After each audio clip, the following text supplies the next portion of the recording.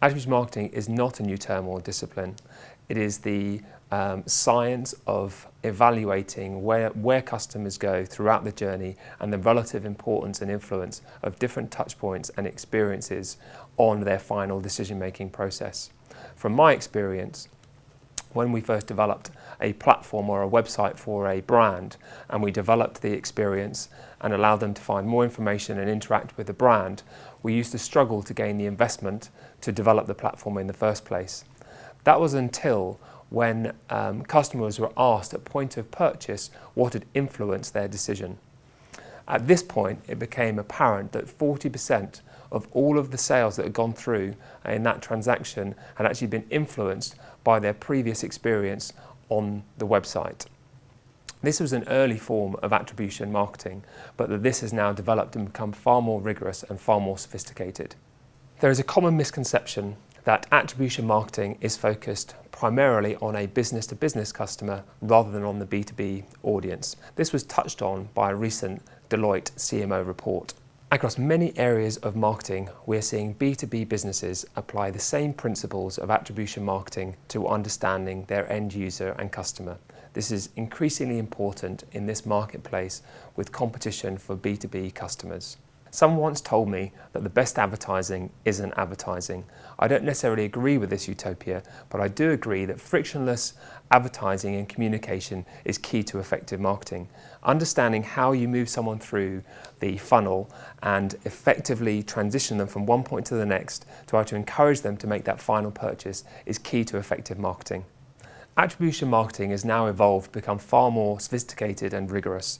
Algorithms can be used to understand customer behaviour, whether they are instinct shoppers or whether they are very considered shoppers. It can actually be used to understand their relative likes and dislikes. And then when you add to this geolocation data and other data feeds, you can then start to build up a picture of what that customer is looking for and then start to track the effectiveness of different communications and different experiences throughout their customer journey.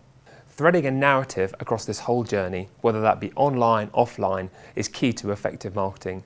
Understanding the value and the relative importance and influence of different touch points and then incentivizing the customer at various stages of that journey to move them through either to the next step or to the final transaction is critical to marketing.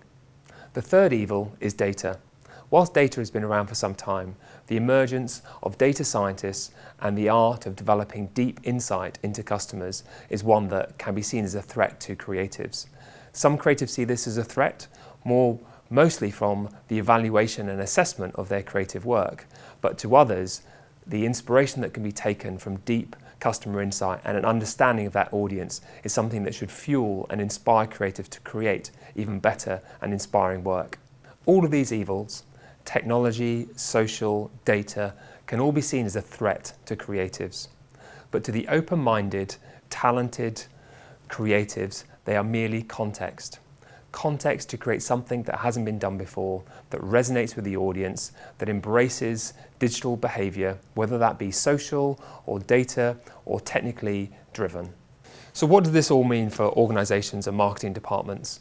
The advent of data and technology and social means that marketing organizations and teams need to constantly evolve and understand the different dynamics of communicating with their audience. Whether those are skills that they develop in-house or whether those are skills that they look to partner with agencies or consultancies is down to the individual dynamics and strengths and skills of the marketing teams involved. From a data perspective, the key is having the necessary skills to analyze and distill data into clear customer and business insight. Whether that is in-house or whether that's working with a partner, this should be used to inform and sharpen all marketing activity.